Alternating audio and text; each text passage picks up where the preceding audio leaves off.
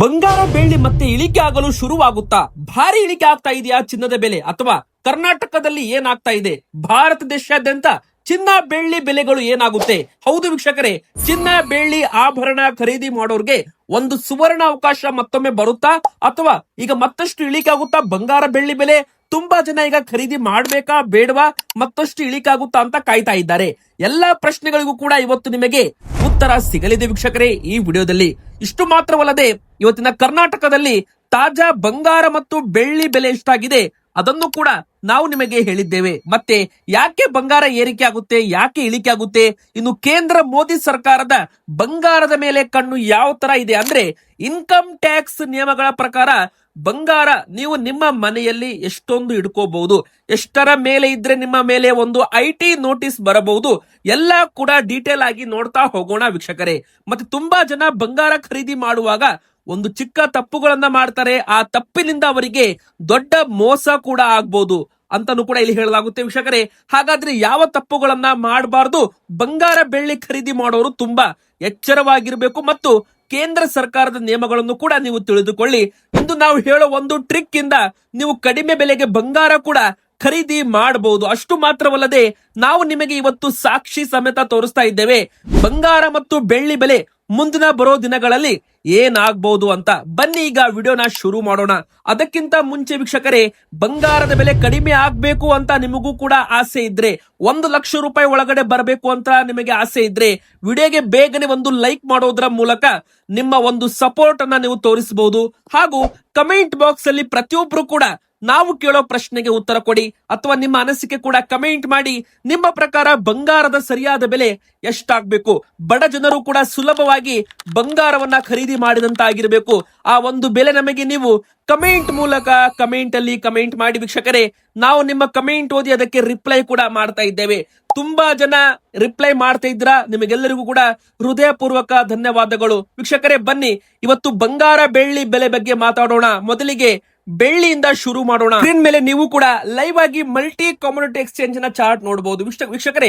ಇಲ್ಲಿ ಇಷ್ಟು ದಿನ ಬಂಗಾರ ಬೆಳ್ಳಿ ಬೆಲೆ ಭಾರಿ ಇಳಿಕೆ ಆಗ್ತಾ ಇತ್ತು. ಯಾವಾಗ ಯುದ್ಧಗಳು ಶುರುವಾದಾಗ ಇಳಿಮುಖದಲ್ಲಿ ಸಾಕ್ತಾ ಇತ್ತು. ಆದ್ರೆ ಈಗ ನೀವು ಲೈವ್ ಆಗಿ ನೋಡ್ತಿರ್ಬೋದು. ಈ ಒಂದು ಚಾರ್ಟ್ ನೀವು ನೋಡೋದ್ರ ಮೂಲಕ ನಾಳೆ ಬಂಗಾರ ಬೆಳ್ಳಿ ಬೆಲೆ ಏನಾಗುತ್ತೆ ಅಂತ ನೀವು ಅಂದಾಜು ಮಾಡಬಹುದು ವೀಕ್ಷಕರೇ. ಇಲ್ಲಿ ನೋಡಿ, ಇವತ್ತು ಬಂಗಾರದ ಬೆಲೆ ಯಾವ ತರ, ಇಲ್ಲಿ ಬೆಳ್ಳಿ ಬೆಲೆ ಯಾವ ತರ ಇಲ್ಲಿ ಏರಿಕೆ ಆಗಿದೆ ಅಂತ. ಅಂದ್ರೆ ಇದು ಒಂದು ಸಿಲ್ವರ್ ಫ್ಯೂಚರ್ ವ್ಯಾಲ್ಯೂ ಅಂತಾನು ಕೂಡ ನಾವು ಕರಿಬಹುದು ವೀಕ್ಷಕರೇ. ಇದ್ರದ್ದು ಬೆಲೆ ಯಾವಾಗ ಎಲ್ಲ ಏರಿಕೆ ಆಗುತ್ತೆ ನೋಡಿ, ಅವಾಗ ಮಾರ್ಕೆಟ್ ಅಲ್ಲಿ ಬೆಲೆಯನ್ನ ಏರಿಕೆ ಮಾಡಲಾಗುತ್ತೆ. ಇದಕ್ಕೆ multi community exchange of silver futures ಅಂತ ಕರೀತಾರೆ, MCX ಅಂತಾನು ಕೂಡ ಕರೀತಾರೆ. ಇಲ್ಲಿ ನೋಡಬಹುದು, ಒಂದೇ ದಿನ ಬರೋಬ್ಬರಿ 8,200 ರೂಪಾಯಿ ಏರಿಕೆ ಆಗಿದೆ. ಅಂದ್ರೆ ಇದು ಒಂದು ಸಾರ್ವಕಾಲಿಕ ಗರಿಷ್ಠ ಮಟ್ಟಕ್ಕೆ ಮತ್ತೆ ಬೆಳ್ಳಿ ಬೆಲೆ ತಲುಪ್ತಾ ಇದೆ. ಇಲ್ಲಿ ನಾಳೆ ಮತ್ತೆ ಬೆಲೆ ಏರಿಕೆ ಮುನ್ಸೂಚನೆ ಕಾಣ್ತಾ ಇದೆ. ಇವತ್ತು ಬೆಲೆ ಇಳಿಕೆ ಆಗಿರ್ಬೋದು, ಆದ್ರೆ ನಾಳೆ ನಾಡಿದ್ದು ಬೆಲೆ ಏರುಮುಖದಲ್ಲಿ ಸಾಗಬಹುದು ವೀಕ್ಷಕರೇ. ಹಾಗಾದ್ರೆ ಇವತ್ತು ಕರ್ನಾಟಕದಲ್ಲಿ 1 kg ಬೆಳ್ಳಿ ಬೆಲೆ 5,000 ರೂಪಾಯಿ ಇಳಿಕೆ ಇವತ್ತಾಗಿದೆ.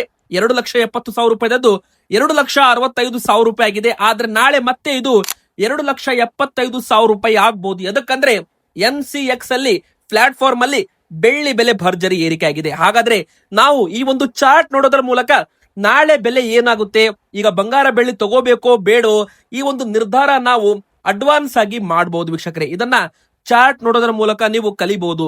ಮತ್ತೆ ಇಲ್ಲಿ ಮುಖ್ಯವಾಗಿ ಹೇಳ್ಬೇಕಂದ್ರೆ, ಎರಡನೇದಾಗಿ ಬಂಗಾರದ ಬೆಲೆ ವೀಕ್ಷಕರೇ. ಬಂಗಾರದ ಬೆಲೆ ಕೂಡ ಇದೇ ತರ ಒಂದು ಏರಿಕೆ ಕೂಡ ಆಗ್ತಾ ಇದೆ. ಹಾಗಾದ್ರೆ ಈಗ ಖರೀದಿ ಮಾಡ್ಬೇಕಾ ಬೇಡವಾ, ಮತ್ತಷ್ಟು ಇಳಿಕಾಗುತ್ತಾ ಬಂಗಾರದ ಬೆಲೆ? ಕೇಂದ್ರ ಸರ್ಕಾರದ ನಿಯಮಗಳು ಪ್ರತಿಯೊಂದನ್ನು ಕೂಡ ಡೀಟೇಲ್ ಆಗಿ ಮೊದಲು ನೋಡ್ತಾ ಹೋಗೋಣ ವೀಕ್ಷಕರೇ. ಮೊದಲಿಗೆ ಕೇಂದ್ರ ಸರ್ಕಾರದ ನಿಯಮ ನೋಡೋಕ್ಕಿಂತ ಮುಂಚೆ ನಾಳೆ ಬಂಗಾರದ ಬೆಲೆ ಏನಾಗಬಹುದು ಅಂತ ಒಂದು ಚಾರ್ಟ್ ಮೂಲಕ ನೀವು ನೋಡಬಹುದು. ಇಲ್ಲಿ ನೋಡಿ, ಗೋಲ್ಡ್ ಫ್ಯೂಚರ್ಸ್ ವ್ಯಾಲ್ಯೂ ಅಂದ್ರೆ ಇದು ಕೂಡ ಬಂಗಾರದ ಮಲ್ಟಿ ಕಮ್ಯುನಿಟಿ ಎಕ್ಸ್ಚೇಂಜ್ ಅಲ್ಲಿ ಚಾರ್ಟ್ ವ್ಯಾಲ್ಯೂ ಒಂದೇ ದಿನ ಮತ್ತೆ 1,100 ರೂಪಾಯಿ ಏರಿಕೆ ಆಗಿದೆ. ಇದು ಸತತ ಒಂದು ವಾರದಿಂದ ಬೆಲೆ ಏರಿಕೆ ಆಗ್ತಾ ಇದೆ ವೀಕ್ಷಕರೇ. ಮೊನ್ನೆ ತಾನೇ 1,35,000 ರೂಪಾಯಿ ತನ ಬಂಗಾರದ ಬೆಲೆ ಬಂದಿತ್ತು. ಅವಾಗ ಮಾರ್ಕೆಟ್ ಅಲ್ಲಿ ಕ್ರಾಶ್ ಕೂಡ ಆಗಿತ್ತು, ಬಂಗಾರ ಬೆಳ್ಳಿ ಬೆಲೆ ಭಾರಿ ಇಳಿಕೆ ಕೂಡ ಆಗಿತ್ತು ವೀಕ್ಷಕರೇ. ಆದ್ರೆ ಈಗ ನೋಡಿ, ಮತ್ತೆ ನೋಡ್ತಾ ಇದ್ದಂತೆ 1,55,000 ರೂಪಾಯಿ ಅಂತ ಬಂದಿದೆ. ಈಗ ನೋಡಿ, ಇವತ್ತು ಬೆಲೆ ಇಳಿಕೆ ಆಗಿರಬಹುದು, ನಾಳೆ ಮತ್ತೆ ಬೆಲೆ ಏರಿಕೆ ಆಗುತ್ತೆ. ಹೀಗಾಗಿ ನೀವೇನಾದ್ರೂ ಬಂಗಾರ ತಗೊಳ್ಳೋಕೆ ಪ್ಲಾನ್ ಮಾಡ್ತಾ ಇದ್ರೆ ಮೊದಲು ಡಿಸೈಡ್ ಮಾಡಬೇಕು ಯಾವಾಗ ಬಂಗಾರ ತಗೋಬೇಕು, ಯಾವಾಗ ತಗೋಬಾರ್ದು, ಯಾವಾಗ ಬೆಲೆ ಇಳಿಕೆ ಆಗಿರುತ್ತೆ ಅವಾಗ ನೀವು ಸ್ವಲ್ಪ ಸ್ವಲ್ಪ ಖರೀದಿ ಮಾಡಬೇಕಾಗುತ್ತೆ ವೀಕ್ಷಕರೇ. ಈಗ ನೋಡಿ, 18 ಕ್ಯಾರೆಟ್ ಚಿನ್ನದ ಬೆಲೆ ನಾವು ನಿಮಗೆ ಹೇಳಲಿದ್ದೇವೆ, 22 ಕ್ಯಾರೆಟ್ ಚಿನ್ನದ ಬೆಲೆ ಹೇಳ್ತೇವೆ, 24 ಕ್ಯಾರೆಟ್ ಚಿನ್ನದ ಬೆಲೆ ಕೂಡ ಹೇಳ್ತೇವೆ. ಇನ್ನು ಕೇಂದ್ರ ಸರ್ಕಾರದ ಮೊದಲ ನಿಯಮದ ಬಗ್ಗೆ ಹೇಳೋದಾದ್ರೆ, ನೀವು ಮನೆಯಲ್ಲಿ ಎಷ್ಟು ಬಂಗಾರ ಇಡ್ಕೋಬಹುದು ವೀಕ್ಷಕರೇ. ಮದುವೆಯಾದ ಮಹಿಳೆಯರು, ಹೆಣ್ಣು ಮಕ್ಕಳು 500 ಗ್ರಾಮ್ ವರೆಗೂ ಮನೆಯಲ್ಲಿ ಬಂಗಾರ ಇಡ್ಕೋಬಹುದು. ಯಾವುದು ಕೂಡ ಬಿಲ್ ಅದಕ್ಕೆ ಕೇಳೋದಿಲ್ಲ. ಆದ್ರೆ 500 ಗ್ರಾಮ್ ಮೇಲೆ ನಿಮ್ಮ ಹತ್ತಿರ ಬಂಗಾರ ಇದ್ರೆ ಅದಕ್ಕೆ ನೀವು ಲೆಕ್ಕ ಕೊಡಬೇಕಾಗುತ್ತೆ, ಅಥವಾ ನಿಮ್ಮದೇ ಬಂಗಾರ ಎನ್ನುವುದಕ್ಕೆ ನೀವು GST ಬಿಲ್ ಕೂಡ ತೋರಿಸಬೇಕಾಗುತ್ತೆ ವೀಕ್ಷಕರೇ. ತುಂಬಾ ಜನ GST ಬಿಲ್ ಇಲ್ಲದೆ ವ್ಯವಹಾರ ಮಾಡ್ತಾರ, ಅವರಿಗೆ ದೊಡ್ಡ ಶಾಕ್ ಅಂತಾನೆ ಹೇಳ್ಬಹುದು. ಮತ್ತೆ 2 ಲಕ್ಷ ರೂಪಾಯಿ ಮೇಲೆ ನೀವೇನಾದ್ರೂ ನಗದು ಕೊಟ್ಟು ಖರೀದಿ ಮಾಡಿದ್ದೆ ಆದಲ್ಲಿ ಬಂಗಾರ ಅಷ್ಟು ಪ್ರಮಾಣದಲ್ಲಿ ನಿಮಗೆ ದಂಡ ಕೂಡ ಬೀಳ್ಬಹುದು. ಅಂದ್ರೆ 2 ಲಕ್ಷ ರೂಪಾಯಿ ಮೇಲೆ ಏನಾದ್ರೂ ನೀವು ಖರೀದಿ ಮಾಡ್ತೀರಾ ಅಂದ್ರೆ ಬಂಗಾರ, ನೀವು online bank transfer, credit or debit card, PhonePe, Google Pay ಮೂಲಕ ಟ್ರಾನ್ಸ್ಫರ್ ಮಾಡಬೇಕು. ನೀವು ಕ್ಯಾಶ್ ನಲ್ಲಿ, ನಗದಲ್ಲಿ ವ್ಯವಹಾರ ಮಾಡುವಂತಿಲ್ಲ. 2 ಲಕ್ಷ ರೂಪಾಯಿ ಮೇಲೆ ಮಾಡಿದ್ದೆ ಆದಲ್ಲಿ ಒಂದೇ ದಿನ ಒಬ್ಬ ವ್ಯಕ್ತಿಯಿಂದ ನಿಮಗೆ ಅಷ್ಟು ಪ್ರಮಾಣ ದಂಡ ಕೂಡ ಬೀಳ್ಬಹುದು. ಈಗ ನೋಡಿ, 18 ಕ್ಯಾರೆಟ್ ಚಿನ್ನದ ಬೆಲೆ 1030 ರೂಪಾಯಿ ಇಳಿಕೆ ಆಗಿದೆ. ನಿನ್ನೆಗೆ ಇವತ್ತಿಗೆ ಕಂಪೇರ್ ಮಾಡಿದ್ರೆ ನೀವು ಚಾರ್ಟ್ ನೋಡಬಹುದು. ನಿನ್ನೆ 1,16,680 ರೂಪಾಯಿ, ಇವತ್ತು 1,15,650 ರೂಪಾಯಿ ಇದೆ. ಅಂದ್ರೆ 1,030 ರೂಪಾಯಿ ಬೆಲೆಯಲ್ಲಿ ಇಳಿಕೆ ಆಗಿದೆ. ಆದ್ರೆ ನಾಳೆ ಮತ್ತೆ 1,000 ರೂಪಾಯಿ ಬೆಲೆ ಜಾಸ್ತಿ ಆಗುತ್ತೆ. ಎದಕ್ಕಂದ್ರೆ ಇವತ್ತು ಮಲ್ಟಿ ಕಮೋಡಿಟಿ ಎಕ್ಸ್ಚೇಂಜ್ ಅಲ್ಲಿ ಬೆಲೆ ಏರಿಕೆ ಆಗಿದೆ ವೀಕ್ಷಕರೇ. ಹೀಗಾಗಿ ನಾವು ನಾಳೆ ತಗೋಬೇಕಾ ಇವತ್ತು ತಗೋಬೇಕಾ ಎಂಬುದನ್ನ ಈ ಒಂದು ಚಾರ್ಟ್ ನೋಡಿ ನಿರ್ಧಾರ ಮಾಡಬಹುದು. ಈಗ ಉದಾಹರಣೆಗೆ ಹೇಳ್ಬೇಕಂದ್ರೆ, ನಾಳೆ ಏನಾದ್ರೂ ಚಾರ್ಟ್ ಅಲ್ಲಿ ಬೆಲೆ ಇಳಿಕೆ ಆದ್ರೆ ನೀವು ನಾಡಿದ್ದು ಖರೀದಿ ಮಾಡಿ, ನಿಮಗೆ ಬೆಲೆ ಇಳಿಕೆ ಕಾಣುತ್ತೆ. ಯಾಕಂದ್ರೆ ಇವತ್ತಿನ ಚಾರ್ಟ್ ನಾಳೆ ಅಪ್ಡೇಟ್ ಆಗುತ್ತೆ ಮಾರ್ಕೆಟ್ ಅಲ್ಲಿ, ನಾಳೆ ಬೆಲೆ ಏರಿಕೆ ಇರುತ್ತೆ. ನಾಳೆ ಏನಾದ್ರೂ ಇಳಿಕೆ ಆದ್ರೆ ನಾಡಿದ್ದು ಅದರ ಒಂದು ಎಫೆಕ್ಟ್ ನಾಡಿದ್ದು ಶುರುವಾಗುತ್ತೆ. ಹೀಗಾಗಿ ಇದು ಒಂದು ಚಾರ್ಟ್ ನೋಡೋದ್ರ ಮೂಲಕ ಇವತ್ತು ನಾಳೆ ಒಂದು ನಿರ್ಧಾರ ನಾವು ಮಾಡಬಹುದು ಅಂತಾನೆ ಇಲ್ಲಿ ಹೇಳ್ಬೋದು. ಇನ್ನು ಎರಡನೇ ನಿಯಮ ಕೂಡ ಬಂಗಾರದ ಮೇಲೆ ಈಗ ಶುರುವಾಗ್ತಾ ಇದೆ. ದೇಶಾದ್ಯಂತ ಎಲ್ಲಾ ಆಭರಣಗಳಿಗೆ HUID ಕೋಡ್ ಕಡ್ಡಾಯ ಮಾಡಲಾಗ್ತಾ ಇದೆ ವೀಕ್ಷಕರೇ. ಅಂದ್ರೆ ಈ ಒಂದು ಯುನಿಕ್ ಐಡೆಂಟಿಫಿಕೇಶನ್ ನಂಬರ್ ಅನ್ನ ಇಲ್ಲಿ ಕಡ್ಡಾಯ ಮಾಡ್ತಾ ಇದ್ದಾರೆ. ಈ ಒಂದು ಐಡೆಂಟಿಫಿಕೇಶನ್ ನಂಬರ್ ಪ್ರತಿಯೊಂದು ಆಭರಣದ ಮೇಲೆ ಹಾಕಬೇಕು. ಆ ಒಂದು ಐಡೆಂಟಿಫಿಕೇಶನ್ ನಂಬರ್ ಇರುತ್ತಲ್ಲ, ಅದನ್ನ ನಾವು ಅಪ್ಲಿಕೇಶನ್ ನಲ್ಲಿ ಹಾಕಿದಾಗ ಈ ಬಂಗಾರ ಯಾರು ರೆಡಿ ಮಾಡಿದ್ದಾರೆ, ಹಾಗೂ ಯಾವ ಅಂಗಡಿಯಿಂದ ತಗೊಂಡಿದ್ದೀರಾ ಮತ್ತು ಯಾರ ಒಂದು ಹೆಸರಲ್ಲಿದೆ ಎಲ್ಲಾ ಕೂಡ ಡೀಟೇಲ್ ಆಗಿ ಒಂದು ಅಪ್ಲಿಕೇಶನ್ ಅಲ್ಲಿ ಬರುತ್ತೆ. ಅಂದ್ರೆ ಬಂಗಾರದ ಇನ್ಫಾರ್ಮೇಶನ್ ಕೂಡ ಸಿಗುತ್ತೆ ಅಂತಾನೆ ಹೇಳ್ಬೋದು. ಇದರಿಂದ ಗ್ರಾಹಕರ ಸಂರಕ್ಷಣೆ ಆಗುತ್ತೆ. ತುಂಬಾ ಜನ ಬಂಗಾರ ಖರೀದಿ ಮಾಡುವಾಗ ಮೋಸ ಹೋಗ್ತಾರೆ. ಬಂಗಾರ ಅಂತ ಹೇಳಿ ಕೊಡ್ತಾರೆ, 22 ಕ್ಯಾರೆಟ್ ಅಂತ ಹೇಳಿ ಕೊಡ್ತಾರೆ, ಆದ್ರೆ 20 ಕ್ಯಾರೆಟ್ ಇರುತ್ತೆ. 18 ಕ್ಯಾರೆಟ್ ಅಂತ ಹೇಳ್ತಾರೆ, 16 ಕ್ಯಾರೆಟ್ ಇರುತ್ತೆ. ಈ ತರ ಬಂಗಾರ ಖರೀದಿ ಮಾಡುವಾಗ ಮೋಸವಾಗಬಾರ್ದು. ಹಾಲ್ ಮಾರ್ಕ್ ಇದ್ದ ಬಂಗಾರ ತಗೋಬೇಕು ಅಂತ ನಿಯಮ ಇದೆ. ಆದ್ರೆ ಈಗ ಹಾಲ್ ಮಾರ್ಕ್ ಜೊತೆಗೆ BIS ಹಾಲ್ ಮಾರ್ಕ್ ಜೊತೆಗೆ HUID ಕೋಡ್ ಇರೋ ಬಂಗಾರ ಮಾರಾಟ ಮಾಡಬೇಕು ಅಂತ ನಿಯಮ ದೇಶಾದ್ಯಂತ ಇನ್ನು ಕೆಲವೇ ದಿನಗಳಲ್ಲಿ ಜಾರಿಗೆ ಬರುವ ಒಂದು ಸಾಧ್ಯತೆ ಇದೆ ವೀಕ್ಷಕರೇ.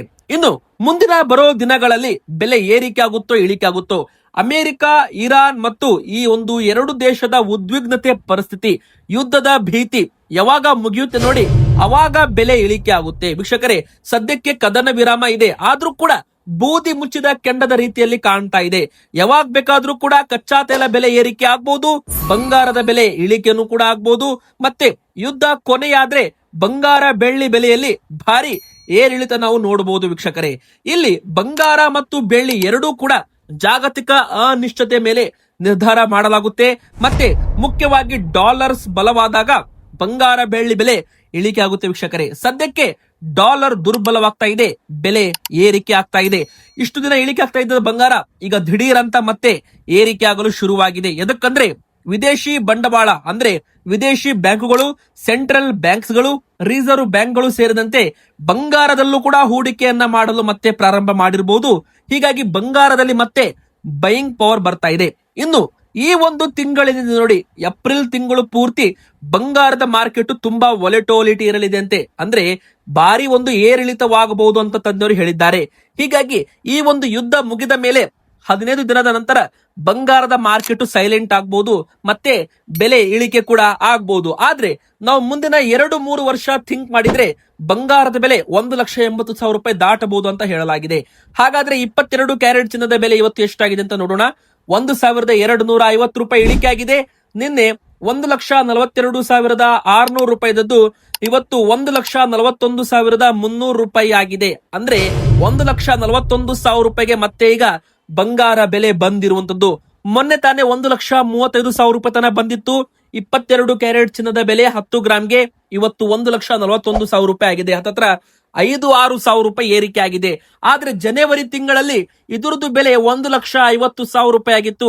ಆದ್ರೂ ಕೂಡ ನಾವು ಲೆಕ್ಕ ಮಾಡಿದ್ರೆ 2 ತಿಂಗಳ ಹಿಂದೆ ಬೆಲೆ ಏರಿಕೆ ಆಗಿತ್ತು. ಆದ್ರೆ ಈಗ ಸ್ವಲ್ಪ ಮಟ್ಟಿಗೆ ಇಳಿಕೆ ಆಗಿದೆ ಅಂತಾನೆ ಹೇಳ್ಬೋದು. ಆದ್ರೆ ಮುಂದಿನ ಬರೋ ದಿನಗಳಲ್ಲಿ ಮತ್ತಷ್ಟು ಏರಿಕೆ ಆಗ್ಬಹುದು. ಹಾಗಾದ್ರೆ ನೀವು ಕಡಿಮೆ ಬೆಲೆಗೆ ಬಂಗಾರವನ್ನ ಹೇಗೆ ಖರೀದಿ ಮಾಡಬಹುದು ಅಂತ ನೀವು ಕೇಳೋದಾದ್ರೆ, ಯಾವಾಗ ಬೆಲೆ ಇಳಿಕೆ ಆಗುತ್ತೆ ಅವಾಗ ಖರೀದಿ ಮಾಡಿ. ಉದಾಹರಣೆಗೆ ನೋಡಿ, ಇವತ್ತು 1,000 ರೂಪಾಯಿದು ನೀವು ಬಂಗಾರ ತಗೊಂಡಿರ್ತೀರಾ, ನಾಳೆ ಮತ್ತೆ ಒಂದು 500 ರೂಪಾಯಿದು ಬಂಗಾರ ತಗೋತೀರಾ. ಲೆಕ್ಕ ಮಾಡಿದ್ರೆ 750 ರೂಪಾಯಿ ಎವರೇಜಿಂಗ್ ಆಗುತ್ತೆ. ಅಂದ್ರೆ ಈ ತರ ನೀವು ಲಕ್ಷದಲ್ಲಿ ತಗೊಂಡ್ರೆ ನಿಮಗೆ ಮಾರ್ಕೆಟ್ ಗಿಂತ ಕಡಿಮೆ ಬೆಲೆಗೆ ಬಂಗಾರ ಸಿಗುತ್ತೆ ವೀಕ್ಷಕರೇ. ಇದಕ್ಕೆ ಎವರೇಜಿಂಗ್ ಅಂತ ಕರೀತಾರೆ. ಇನ್ನು ಬೆಲೆ ಇಳಿಕೆ ಆದಾಗ ಖರೀದಿ ಮಾಡಬೇಕು, ಬೆಲೆ ಏರಿಕೆ ಆದಾಗ ನಿಮ್ಮ ಹತ್ತಿರ ಇರೋ ಬಂಗಾರ ಮಾರಾಟ ಮಾಡಬೇಕು. ಈ ತರ ಮಾಡಿದ್ರೆ ನಿಮಗೆ ಲಾಭದಾಯಕ ಒಂದು ಬಂಗಾರದಲ್ಲಿ ಟ್ರೇಡಿಂಗ್ ಅಲ್ಲಿ ನಿಮಗೆ ಲಾಭ ಸಿಗುತ್ತೆ ಅಂತಾನೆ ಹೇಳ್ಬಹುದು. ಇನ್ನು ಕೊನೆಯದಾಗಿ 24 ಕ್ಯಾರೆಟ್ ಚಿನ್ನದ ಬೆಲೆ ಇವತ್ತು 1,370 ರೂಪಾಯಿ ಇಳಿಕೆ ಆಗಿದೆ. ನಿನ್ನೆ 1,55,570 ರೂಪಾಯಿ ಇದ್ದದ್ದು ಇವತ್ತು 1,54,200 ರೂಪಾಯಿ ಆಗಿದೆ. ಹಾಗಾದ್ರೆ ಇವತ್ತು ಕೂಡ ಇಳಿಕೆ ಆಗಿದೆ. ಆದ್ರೆ ನಾಳೆ ಮತ್ತೆ ಇದ್ರದ್ದು ಬೆಲೆ ಏರಿಕೆ ಆಗುತ್ತೆ. ಮಲ್ಟಿ ಕಮೋಡಿಟಿ ಎಕ್ಸ್ಚೇಂಜ್ ಅಲ್ಲಿ ಬೆಲೆ ಏರಿಕೆ ಆಗಿರೋ ಹಿನ್ನೆಲೆ. ಇವತ್ತಿಗೆ ಇಷ್ಟ ಆಗಿತ್ತು ವಿಡಿಯೋ. ಇಷ್ಟ ಆದ್ರೆ ವಿಡಿಯೋಗೆ ಲೈಕ್ ಮಾಡಿ, ಚಾನಲ್ಗೆ ದಯವಿಟ್ಟು ಸಬ್ಸ್ಕ್ರೈಬ್ ಆಗಿ.